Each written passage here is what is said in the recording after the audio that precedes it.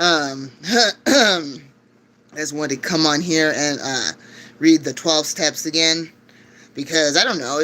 Well, for one, it's important to do it, and to work the steps.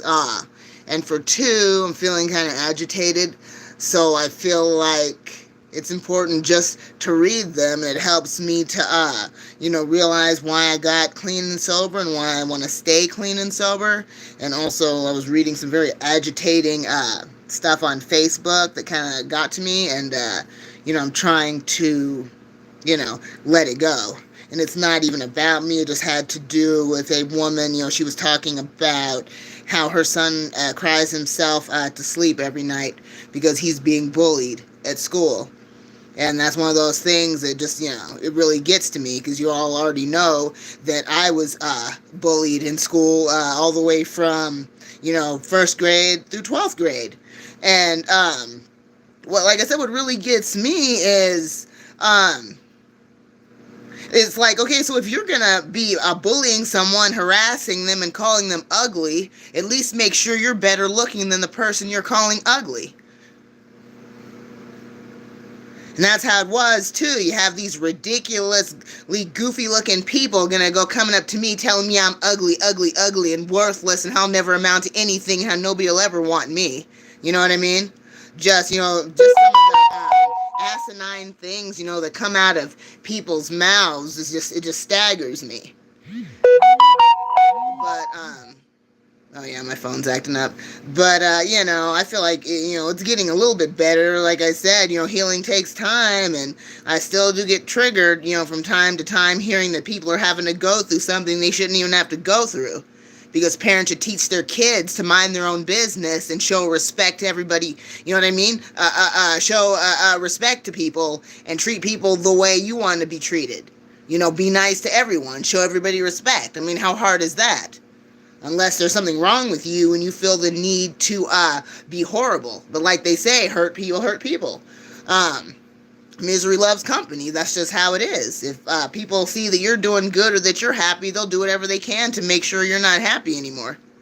So, okay, here we go. We are going to do the 12 steps. Number 1, we admitted that we were powerless over our addiction, that our lives had become unmanageable. That's number 1. Number 2, we came to believe that a power greater than ourselves could restore us to sanity. Number 3, we made a decision to turn our will and our lives over to the care of God as we understood Him. Number 4, we made a searching and fearless moral inventory of ourselves. Number 5, we admitted to God, to ourselves, and to another human being the exact nature of our wrongs. Number 6, we were entirely ready to have God remove all these defects of character. Number 7, we humbly asked Him to remove our shortcomings. Number 8, we made a list of all persons we had harmed and became willing to make amends to them all. Number 9, we made direct amends to such people wherever possible, except when to do so would injure them or others. Number 10, we continued to take personal inventory, and when we were wrong, promptly admitted it. Number 11, we sought through prayer and meditation to improve our conscious contact with God as we understood Him, praying only for knowledge of His will for us and the power to carry that out. Number 12, having had a spiritual awakening as a result of these steps, we tried to carry this message to addicts and to practice these principles in all of our affairs. And like I said, I keep saying this, recovery is not for the faint of heart. It's not for the weak. It's something that you have to work at every single day, every day. Because you're having thoughts and you're having emotions, not necessarily good ones. Sometimes it's, quite unpleasant and negative, and you kind of have to sit with those feelings. You have to sit with them, accept them, and let them go. And that's really, really difficult. Like I said in the past, I would just, either I'd be smoking some weed, drinking some alcohol, or doing hardcore drugs anytime I felt unhappy. It's like, you know what? I'd much rather numb out and just destroy my entire life because, I don't like feeling those feelings. And, ultimately, there's only a few ways that's going to end. Either you're going to get clean and sober and stay that way, or you're going to do so much that you're going to kill yourself. And, I mean, there's no way around it. That's just how it is. So, I try to take one day at a time. I try to take 1 minute at a time. And heck yeah, there are times when I sometimes wonder, what's the point? Why am I even here? Why am I even, wanting to even stay clean and sober? What's the point? And that's why I have a support system. It's very important that you get a support system, a healthy support system. What was I going to say? See, my memory is just something else these days. Said support system. Jeez. It's like I'm drawing a blank all of a sudden. Just go through these pages and maybe I'll remember what what I was going to say.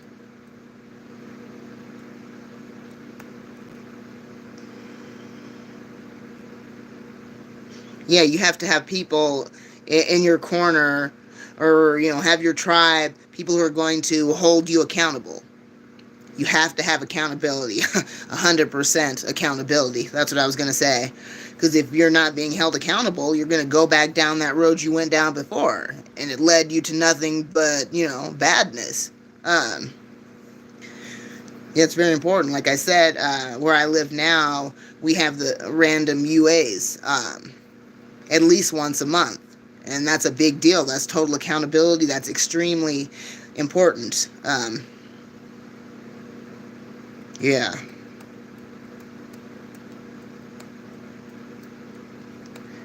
And if you're wondering, yes, it's 100% normal to sometimes feel like you want to go out and get high, or you want to go and get drunk. We all have those thoughts. Just don't dwell on the thoughts. Don't do it. And like they say, this too shall pass. And sometimes people are like, well, hey, Deborah, why are you so, why do you tell people about your struggles and whatnot? It's because, like they say, secrets keep you sick. It's one of those things where you don't want to sit and just bottle things up. You know what I mean? You don't want to just sit there and be like, oh, I'm fine. Everything is great, while you're dying inside. So at least if you're being open and honest about your recovery, about your struggles and whatnot, you're going to have people who are going to rally around you and do what they can to support you. And that's important. That's very important.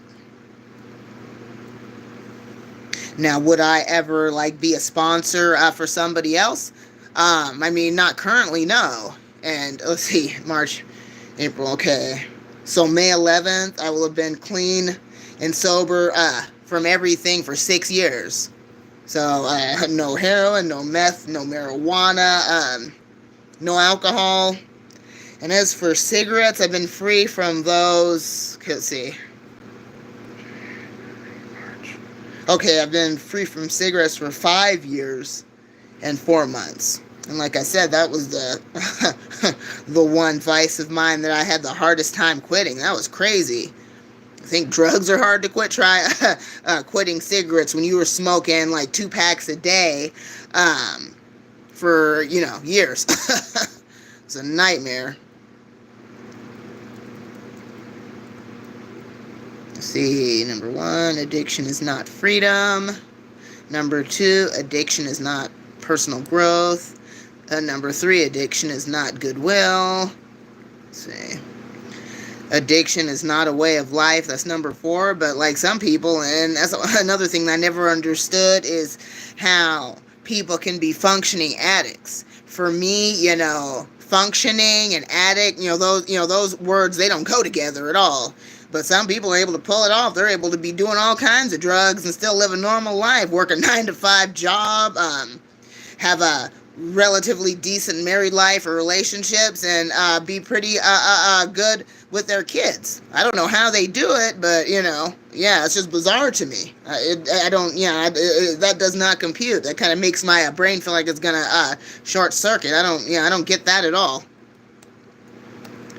I didn't get that back when I was using drugs, and I most definitely don't understand that now, being clean and sober. That literally makes no sense to me how some people can do that.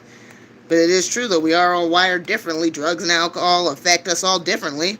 There was this one dude I knew. He was like really, really into alcohol. He would literally take one drink and in his mind, he'd be transported to another time and to another place. He was talking about how we were, in the 1800s and stuff. And that's the first time I ever saw somebody actually hallucinate and be that delusional while, taking out, drinking alcohol. To me, that scared me. That was back in 2016 in Seattle. Ugh. Yeah, it's all bad. Dude literally grabbed, I don't know how he ended up with like some gardening shears, right? So I'm watching him. He literally had gardening shears, and he saw this dude. It was at nighttime in Seattle, and he saw a dude who was riding a bicycle. This dude didn't know us. He was just, going about his business. And the dude that I was with literally grabbed those shears and went chasing that dude down the street.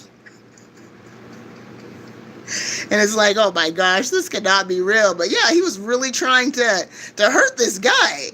So the dude's riding his bike all zigzag and almost like ended up like smashing into a vehicle, because he was going, in the middle of the road. And it's like, geez, thank God he was able to escape. And that's just from somebody drinking alcohol. It affected them so much to where they became psychotic. Yeah. Let's see. Okay, well, I'm going to go for now, guys. Thank you all for watching this video, and I hope it has been of encouragement to you, especially if you're struggling with drugs or alcohol or any other addiction. As long as there's still breath in your lungs and you still have a heartbeat, you can still change. And I don't like to sound, redundant or, be that cliche type person. But seriously, though, if I can get clean and sober, you can too. You just have to want it bad enough. You have to take the necessary steps. And like I said, you need a good support system. Oops, I almost forgot to read the phone number, the Substance Abuse and Addiction Hotline. They're available 24/7 to help you. The number is 1-844-289-0879.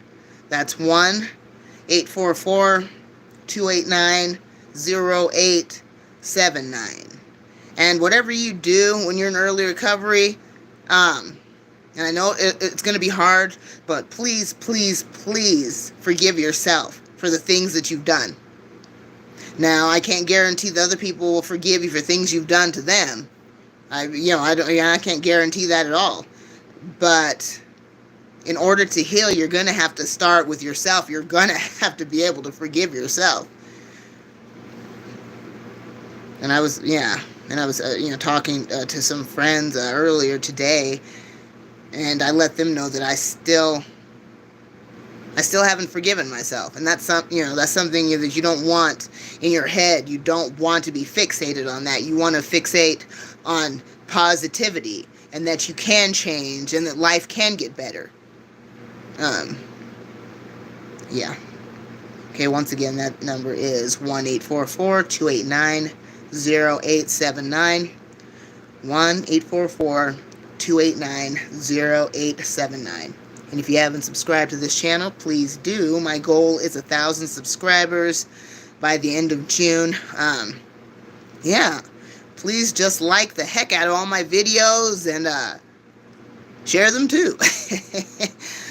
Thank you all for putting up with me. Thank you all for the support. I love you all. God bless you. Have a wonderful night. Bye-bye.